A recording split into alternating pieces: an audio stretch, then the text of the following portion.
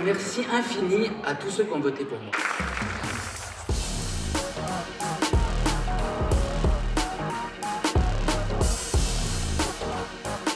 Félicitations Riyad Sattouf, vous êtes donc lauréat du Grand Prix de la ville d'Angoulême qui récompense une carrière, une œuvre dans son intégralité, ça vous fait rire? Non, parce que dit comme ça, j'ai pas du tout prévu de prendre ma retraite. Voilà, je suis encore jeune, je suis un jeune auteur. Ça nous rassure, ça nous rassure. Vous accédez en tout cas au même honneur qu'un de vos modèles, Moebius. Il avait 42 ans, si je ne me trompe pas, en 80 quand il l'a reçu. Alors en l'apprenant, comment avez-vous réagi? Écoutez, non, j'étais très surpris, très heureux et très touché. Voilà. Quand j'étais enfant, j'ai rêvé beaucoup d'être auteur de bande dessinée, d'avoir beaucoup de succès, etc. J'avais un ego surdimensionné, mais alors j'avoue que j'ai jamais rêvé d'avoir le Grand Prix d'Angoulême. Ça semble être quelque chose de très abstrait, de très bizarre, quoi. Justement, comme vous dites, il y a des... Je pouvais pas me dire, tiens, je vais avoir le même prix que Moebius, Robert Crumb, Drouillet, Bilal. Enfin, je sais pas, c'est... On peut pas vraiment... Sauf qu'en plus, c'est une élection, enfin, c'est un vote, donc ça faisait pas partie de mon pan de réalité. Alors, si Moebius était un de vos modèles, c'est le portrait d'Hergé qui trône dans votre atelier parisien. En quoi il a compté dans votre parcours? C'est vrai que j'aime bien sa tête, et j'ai aussi un portrait de Saint-Exupéry, par exemple. J'ai un petit portrait de Moebius aussi. Et souvent, en fait, quand je travaille, d'avoir leur tête comme ça... qui me regardent, c'est comme s'ils me motivaient un petit peu. J'imagine ce qu'ils penseraient de tel ou tel truc quand on me propose quelque chose. Je sais pas, moi, quand on me dit... j'imagine ce que me dirait Hergé sur mes pages. Quand j'ai la flemme de travailler, il me dirait « Arrête de te plaindre, veux-tu? Faut-tu te mettre au travail immédiatement ?» Voilà, je suis un peu comme si j'étais en atelier avec eux. Moebius, il me dirait « Ouais, t'as un peu foiré ton dessin, refais-le. » Voilà, je sais pas, ça me motive. Est-ce que c'est avec Tintin que vous avez appris à lire le français? Tout à fait. C'est vrai que c'est ma grand-mère bretonne, ma mamie, qui m'envoyait les albums par la poste dans le petit village en Syrie où nous habitions. Donc les albums mettaient plusieurs mois à arriver parce qu'ils étaient d'abord lus par la censure, etc. Puis ils arrivaient souvent en mauvais état. Et donc c'était les seuls livres auxquels j'avais accès parce qu'il n'y avait absolument aucun livre dans ce village. Personne ne lisait, il n'y avait pas de bibliothèque, de librairie. Et j'ai aussi découvert le monde dans la bande dessinée. C'est vrai qu'il faut quand même savoir, à cette époque-là, il n'y avait absolument pas Internet. Je dis ça pour les jeunes, mais c'est bien de le rappeler. Donc le monde était beaucoup plus grand et mystérieux qu'il ne l'est aujourd'hui. Donc moi, j'ai vu les premières images, je sais pas moi, de montagnes dans ma vie. Je les ai vues dans Tintin au Tibet. J'ai vu les premières images je sais pas moi, de l'Arabie Saoudite, de l'Orient dans Tintin aussi, les premières voitures, les premières... Donc la force d'évocation de la bande dessinée m'a pris très très tôt. Et je pensais que les bandes dessinées étaient comme le soleil ou le ciel. Je pensais que ça existait depuis, comme de toute éternité, voilà. Et quand on m'a expliqué qu'en fait c'était le type dont le nom était écrit en haut, Hergé, que ça signifiait en plus Rémi Georges, que je me suis rendu compte, mais attends, c'est un humain qui fait ça, mais c'est ça que je veux faire en fait. Et en quelques années, l'Arabe du futur est devenu un phénomène d'édition. 3 millions d'exemplaires vendus, traduits en 22 langues, le récit de votre enfance jusqu'à l'âge de jeune adulte, entre un père syrien et une mère bretonne. Le tome 6 vient de clore, de mettre un point final à la série. Pourquoi l'éclatement de la guerre en Syrie en 2011 vous donne l'impulsion de raconter, sous cette forme-là, votre autobiographie? Alors ça a été une multiplicité de facteurs et de conditions. Alors il y a eu, voilà, moi j'ai réalisé un premier film qui s'appelait Les Beaux Gosses et qui avait eu beaucoup de succès. Donc j'ai eu beaucoup de moyens pour faire le deuxième film. Et mon deuxième film, donc Jackie au royaume des filles, est sorti. Ça a été un four intersidéral, personne n'est allé le voir, etc. Donc ma carrière au cinéma s'est totalement arrêtée.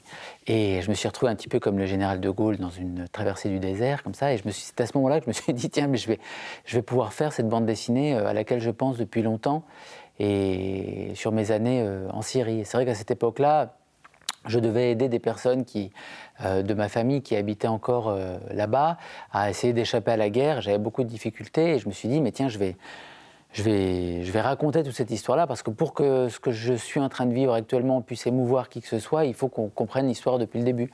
Donc je me suis lancé dans cette entreprise. Alors pour ceux qui ne connaissent pas, il doit y en avoir encore quelques-uns, l'arabe du futur, c'est une expression de votre père. Qu'est-ce qu'elle voulait dire, cette expression ? Alors mon père était originaire d'un milieu paysan très très pauvre et il avait été le seul de sa famille à pouvoir faire des études. Et donc il était devenu professeur d'histoire, il avait même eu une bourse pour étudier en France à la Sorbonne. Et il était devenu quelqu'un intellectuellement, mais il avait voulu retourner dans son village. Et donc c'était quelqu'un de très nationaliste, c'était un arabe d'extrême droite, il était pour Saddam Hussein, il admirait Pinochet, il admirait les dictateurs, il rêvait de faire un coup d'État, donc c'était un personnage assez particulier. Et il croyait énormément à l'éducation. Voilà, il voulait éduquer le Moyen-Orient, donc il était lui-même donc, professeur. Et moi, j'avais évidemment absolument pas envie d'aller à l'école, comme la majeure partie des enfants, surtout dans le village en Syrie, comme je le raconte dans le 2e volume de l'Arabe du futur, où les méthodes d'éducation étaient un petit peu à la rude. Et quand je disais à mon père que je voulais pas y aller, que je voulais rester à la maison, il me disait « tu dois aller à l'école parce que l'Arabe du futur va à l'école », en opposition, selon lui, à l'Arabe du passé, qui était analphabète et illettré, à laquelle appartenait sa famille et tous ses camarades d'enfance, quoi. Voilà. Cette fascination étrange, on peut dire, de votre père pour ces dirigeants qui sont devenus des dictateurs, vous l'avez comprise avec le temps ? Alors, je ne sais pas si c'est si étrange que ça. Moi, je pense que c'est très humain, parce qu'il y a quand même beaucoup de gens qui sont fascinés par les dictateurs. Il y en a même en France, à l'heure actuelle, et partout dans le monde. Donc, moi, c'est surtout la fascination pour le pouvoir fort et le fait de penser qu'on va pouvoir forcer des gens à faire des choses. C'est quelque chose qui me dépasse, et en même temps, je pense que ça fait partie de l'être humain, mine de rien. Donc, je pense que l'idée d'avoir un chef, ça remonte aussi à une époque peut-être clanique. Je ne sais pas. Les Cahiers d'Esther sont une autre de vos séries. C'est une BD sociologique qui suit année après année une jeune fille de son collège à son lycée parisien et puis dans sa famille. Petits et grands se l'arrachent. Qu'est-ce qui fait, à votre avis, le succès d'Esther ? C'est parce que c'est très très bien. Non, je plaisante. Je dirais que je ne sais pas, c'est très compliqué aussi à expliquer. C'est vrai qu'avec les Cahiers d'Esther, je m'étais lancé dans ce projet de raconter des histoires vraies d'une jeune fille qui est la fille d'un couple d'amis à moi. Une jeune fille, entre guillemets, sans histoire. C'est ce qui me plaisait beaucoup d'ailleurs, pour avoir son point de vue, voilà, un point de vue sur la jeunesse, sans filtre, comment l'actualité infuse la jeunesse, comment les phénomènes de société les touchent, comment je sais pas, ce qu'ils pensent de l'évolution du monde, voilà, c'était une curiosité personnelle, voilà. Peut-être que cette curiosité a touché les lecteurs et qu'ils s'y sont intéressés à cause de ça. Casser les clichés avec de l'humour et une pointe de cynisme, c'était aussi le propos de Pascal Brutal, un autre de vos personnages, un macho stupide et assez content de lui. Le tome 3 vous avez valu le Fauve d'Or à Angoulême. Ce héros, entre guillemets, vous avez été inspiré par qui ? Alors c'est vrai que Pascal Brutal... Donc en fait, c'est compliqué à expliquer parce que, comment dire, j'ai 2 périodes un petit peu dans ma vie d'auteur.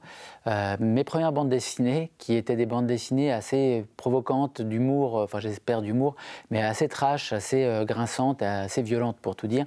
Et ensuite, voilà, j'ai fait l'Arabe du futur, les Cahiers d'Esther, en imaginant comme lectrice rêvée ma grand-mère bretonne pour ces bandes dessinées. Par contre, ma grand-mère bretonne, elle aurait détesté Pascal Brutal et toutes les bandes dessinées que j'ai fait avant. Et c'était en effet les aventures d'un type qui vivait dans le futur proche en France, que j'ai fait quand j'étais plus jeune. Donc Pascal m'avait été inspiré d'un libraire de bandes dessinées quand je commençais à faire des bandes dessinées, qui était entré dans mon atelier que je partageais à l'époque avec Sfar, Blin et Sapin. Il avait ouvert la porte comme ça, il était entré, puis il s'était appuyé sur mon bureau, il m'avait regardé, il m'avait dit, sans dire bonjour ni un mot, il m'avait dit « Alors, Toutouf, continue à faire ces petites BD ?» Je lui avais dit « Ah ouais ?» Il m'a dit oh, « C'est bien, continue. » Puis il était sorti. Et je lui ai dit « Mais c'est magnifique, enfin, je vais créer un personnage comme ça, le type sans gêne, qui n'a peur de rien, un viril, qui en impose, mais qui en même temps est un peu ridicule, parce qu'il n'a pas forcément le physique totalement, mais qui fascine quand même les gens. » Voilà. Cette histoire me fait beaucoup rire. Alors, 2009, l'aventure du cinéma. Les Beaux Gosses, vous en parliez tout à l'heure, révèle l'acteur Vincent Lacoste. Le film décroche César du meilleur film. Suivra Jackie au Royaume des filles. Vous pourriez reprendre l'aventure du 7e art ou la porte est définitivement fermée ? Après Jackie au Royaume des filles, évidemment, vous savez, c'est un petit peu comme après une indigestion. Je n'arrivais plus à avoir une salle de cinéma en photo. C'est vrai que c'est tellement un univers différent de la bande dessinée, avec des équipes énormes, il faut expliquer à tout le monde, il faut gérer les égos de tout le monde. Enfin, c'est l'opposé absolu du métier d'auteur de BD, où on est tout seul en train de faire ses dessins. Mais là, quand même, j'ai eu une proposition quand même qui m'a beaucoup... Et donc, je suis en train d'écrire un autre film, tout à fait. Ah. Je préfère garder les projets secrets. Vous savez, c'est un peu comme les gens qui disent on va d'abord construire une base sur la Lune. Ensuite, une fois qu'on sera sur la Lune, on créera des fusées pour aller sur Mars. Ça nous permettra d'avoir un avant-poste. Et on se dit mais quand est-ce que ça va arriver? Donc, c'est plus facile de parler des projets que de les faire. Donc, moi, je préfère les faire. Et je n'en parle pas avant de les avoir faits. Le festival d'Angoulême fête ses 50 ans. Il a connu, c'est vrai, beaucoup de polémiques. En 2016, avec d'autres auteurs, vous dénonciez l'absence de femmes dans la sélection pour le prestigieux Grand Prix. Depuis, 2 autrices ont été distinguées, la japonaise Rumiko Takahashi et la Canadienne Julie Doucet. Il fallait bousculer les traditions pour que les femmes se fassent leur place. Je n'y avais pas pensé forcément en ces termes. C'est vrai que je m'étais retrouvé dans une liste d'auteurs éligibles au Grand Prix. Et la première chose qui m'avait sauté aux yeux, c'est qu'il y avait des autrices que j'admirais qui n'y étaient pas. Par exemple, Julie Doucet, je l'avais fait remarquer à l'époque, Rumiko Takahashi aussi.